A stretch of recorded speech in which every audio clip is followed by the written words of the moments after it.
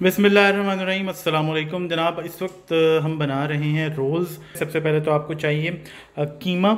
चाहे आप बीफ का ले लें और चाहे आप चिकन का ले लें, मटन का ना लें, मटन का वो टेस्ट नहीं आता। बीफ का हो तो बिल्कुल लीन वाला कीमा जो है वो होना चाहिए। इस वक्त हमारे पास चिकन का फ्रोज़न कीमा है, तकरीबन आधा किलो के करीब है।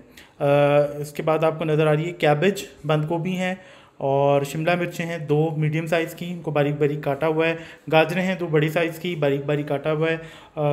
स्लाइसिस इस तरह से आप देख लें, लंबे लंबे हमने इसके थिनली स्लाइस्ड आप कह लें कि इसको किया हुआ है। इसको लंबाई के रुख काटने का मकसद है कि रोल्स क्योंकि लेंथ वाइज होते हैं, लंबे होते हैं, तो जब आप खाएंगे तो आपको खाने में ईजी होगी और ईजी होंगे और साथ ही फिलिंग में भी आसानी होगी।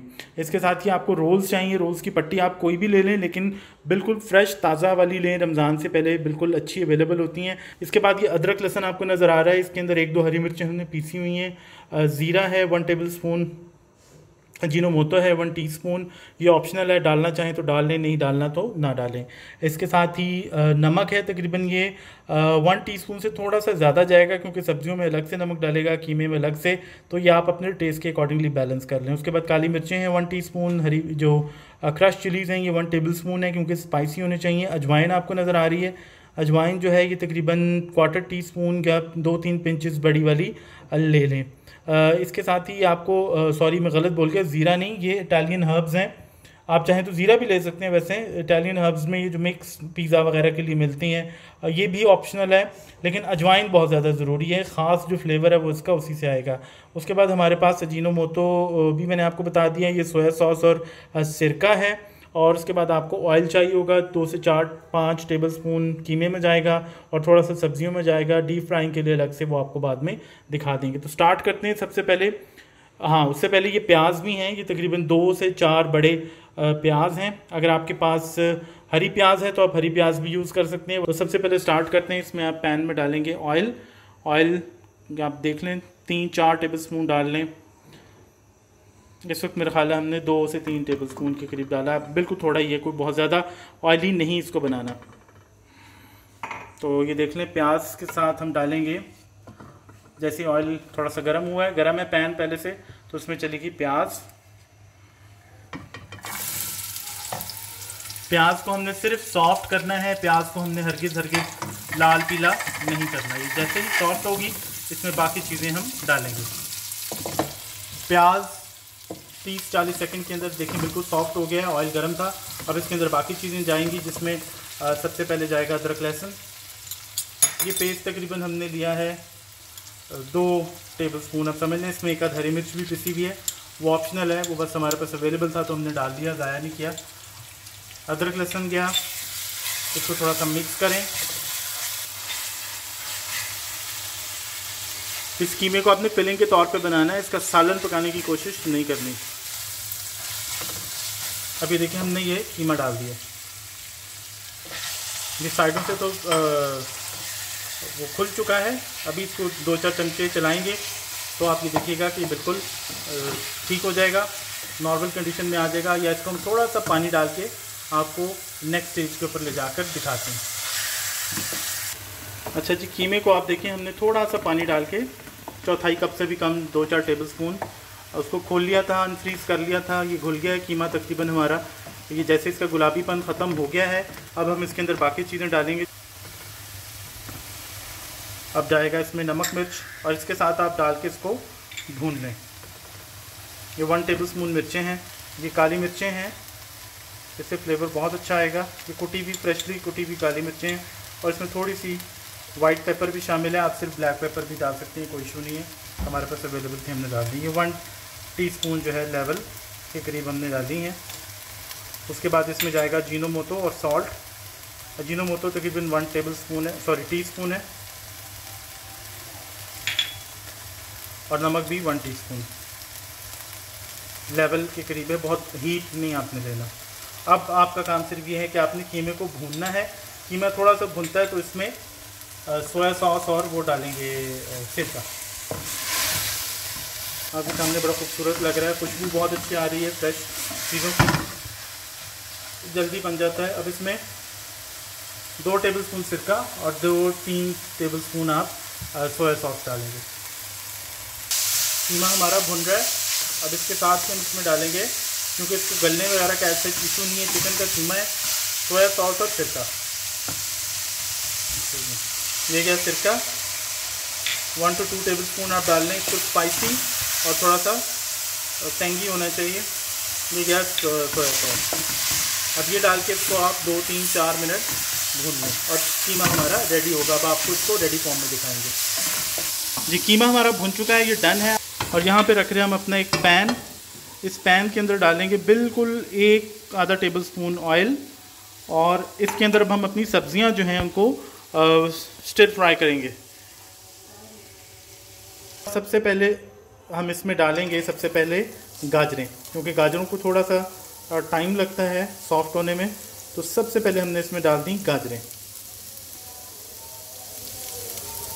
और इसके साथ हम इसको थोड़ा सा सीजनिंग करेंगे सॉल्ट के साथ, अजीनोमोटो के साथ, सोया सॉस और सिरके के साथ। ये 2 से 3 चीज़ें आपने डालनी हैं। अजीनोमोटो ऑप्शनल है, वंस अगेन किसी को प्रॉब्लम है बीपी का तो वो ना डाले, लेकिन लेटेस्ट रिसर्च यही है कि आप अजीनोमोटो से कोई ख़ास नुकसान नहीं होता।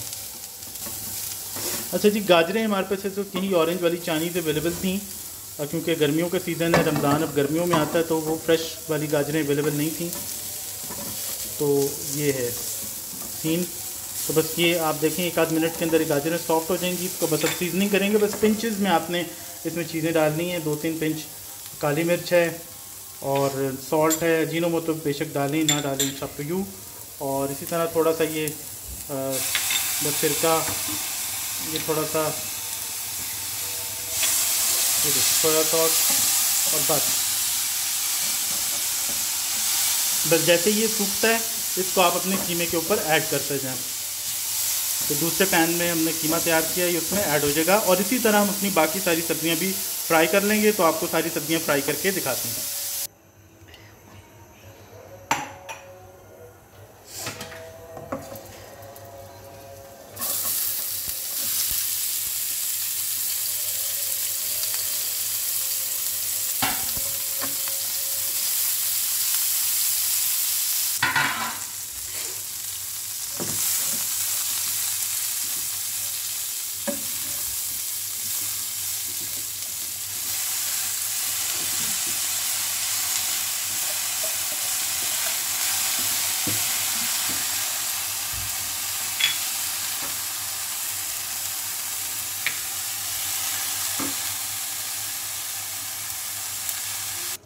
ये देखिए, जब हमने तीनों चीज़ें जो तैयार की थी सब्ज़ी में, सब्ज़ी बिल्कुल ऑप्शनल है, आप जो चाहें डाल सकते हैं, लेकिन इससे बिल्कुल फ्रेश बनेगी। आपके सामने है कि सब्ज़ी हमने सौते की है, बस स्टिर फ्राई की है, इतनी ज़्यादा पकाई नहीं है, क्रंची नेस जो इसकी बरकरार है। तो बस अब इसको मिक्स कर लेंगे, ठंडा कर लेंगे और उसके बाद फिलिंग वाली स्टेज की तरफ चलेंगे। कीमा हमारा देखें जी ठंडा हो चुका है और अब आ गया है फिलिंग का टाइम। फिलिंग के लिए ये देखें हमारे पास जो बाज़ार में अवेलेबल पट्टियां हैं समोसों की या रोल्स की, वो आप ले लें, चाहे आप समोसे में भी भर सकते हैं, लेकिन जो हमने सब्ज़ियां काटी हैं वो डेफिनेटली रोल वाली हैं। तो ये आप पट्टियां जो है इस तरह से अलग अलग कर लें, देख लें जो बारीक तरीन पट्टी की तह उतरती है आप उसको उतार लें, और उसके बाद फिर अब हम इसमें आपको फिल करना दिखाते हैं। अच्छा जी, फिलिंग के लिए देखिए हमने सिंपल आटा जो है उसको बारीक सी लई की फॉर्म में घोल लिया है। कोई मैदा नहीं, कोई अंडा नहीं, कोई ब्रेड क्रम नहीं, कोई कुछ नहीं, सिर्फ और सिर्फ ये आटा चाहिए। आपको मैदा लेने की भी ज़रूरत नहीं है। इसको बारीक सी लई की फॉर्म में आपने गूंद लिया और इधर हमारी ये फिलिंग जो है ये तैयार हो रही है। इसको आपने देख लें, जितना आपसे कंट्रोल हो सके उतना रखें, बहुत ज़्यादा स्टफिंग करने की भी ज़रूरत नहीं होती। इस तरह से आप इसको पट्टी के दरमियान में रखें और एक कोने पे उसके ये लगाएं, कोनों पे मैदे के। ये आपको 2-3 तरीके से हम बता देते हैं किस तरह से आपने करना है। ये आपने लगा लिया और उसके बाद ये देखें सिंपल आटा है, आटे की कंसिस्टेंसी भी आपको नज़र आ गई कि क्या है। ये एक तरफ से आपने बंद किया, उसके साथ जोड़ दें। मैं आपको कैमरा दूसरी तरफ करके दिखा दूं, और ये दूसरी तरफ से रोल हुआ, फिर रोल हुआ और ये फाइनल रोल हो गया। That's it. इसके बाद अब जो किनारे हैं, किनारों को आपने भरना है। अगर तो आपका रोल बहुत अच्छा है, ताज़ा पट्टी है, तो ये ऑटोमेटिकली प्रेस हो जाएगा। अगर नहीं है तो उसके अंदर भी आप थोड़ी थोड़ी सी लई जो है वो लगा के आप इसको भर सकते हैं। تو یہ ہے طریقہ اس کو فل کرنے کا. یہ دیکھیں کیونکہ پٹی بالکل فریش ہے, کنارے بہت زیادہ پریس کرنے کی جو ہے ضرورت نہیں پڑی, اور اس کو ہم نے جیسی انگلیوں سے دبایا تو یہ ہو گیا. ایک یہ طریقہ ہے بھرنے کا, ایک ہے اس میں آپ رول کو پراپر رول کی طرح کر سکتے ہیں. اس میں آپ فلنگ کو یہاں پہ اس طرح سے کنارے پہ رکھیں گے, اور اس کے بعد اس میں آپ کو چاروں کناروں پہ جو ہے نا وہ اتنا زیادہ لگانے کی ضرورت نہیں پڑے گی.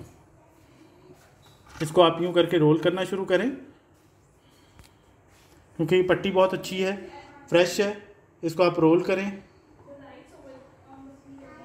اس میں بار بار آٹا بھی لگانے کی ضرورت نہیں, صرف کارنرز پر آپ لگا لیں. 1 2 3 یہ آپ نے کیا, یہ بند ہو گیا. اور جب اس کے کنارے ہیں اس کو آپ یہاں سے یہ دیکھیں اس طرح کر کے دوبارہ کر لیں. تو اس طرح سے یہ بالکل آپ کے رول جو ہیں تیار ہو جائیں گے. پٹی فریش ہوگی تو یہ آٹومیٹکلی پریس ہو جائیں گے. تو اب یہ دیکھ لیں آپ نے جس طرح سے اس کو سارے رول جو ہیں آپ نے فل کر لینے ہیں. لاسٹ سٹیج جو ہے وہ فرائنگ کی ہے, وہ آپ کو پھر دکھاتے ہیں کہ کس طرح سے آپ نے اس کو فرائی کرنا ہے. یہ دیکھیں جب فرائنگ کا ٹائم آ گیا ہے, ہم نے آئل جو ہے اپنا گرم کر لیا ہے بالکل میڈیم سا, اور اس کے اندر اب ہم یہ ڈالیں گے اپنے رول. یہ دیکھیں آئل بہت زیادہ گرم نہیں ہونا چاہیے, ٹھنڈا بھی نہیں. یہ رول اس کے اندر جائیں گے, بالکل فریش ہیں. اور اگر آپ فریز کیے ہوئے رول تل رہے ہیں تو آپ نے ان کو ٹھنڈے تیل میں ڈالنا ہے. اپنے پین کی کیپیسٹی کے مطابق اس میں آپ یہ رول ڈال لیں. بس اب ان کو دونوں طرف سے گولڈن کرنا ہے. اب آپ کو اس کو ڈش آؤٹ کر کے دکھاتے ہیں فائنل. جناب یہ ہے ہمارے رولز کی فائنل فارم. آپ دیکھ سکتے ہیں کہ فلنگ اندر کس قدر اچھی ہے اور خوبصورت لگ رہی ہے, اور بہت مزیدار بھی ہے ڈیفینیٹلی. تو آپ اس کو افطار میں کھائیں, سنیک کے طور پہ کھائیں, مہمانوں کے ساتھ کھائیں, جیسے چاہیں کھائیں. ہم نے اس کے ساتھ املی کی چٹنی رکھی ہے, کیچپ, یا آپ چاہیں تو چلی گارلک ساس, وٹ ایور جو آپ کو پسند ہو آپ رکھ سکتے ہیں. اپنے فیڈ بیک سے ہمیں ضرور آگاہ کیجیے گا. تھینک یو اینڈ اللہ حافظ.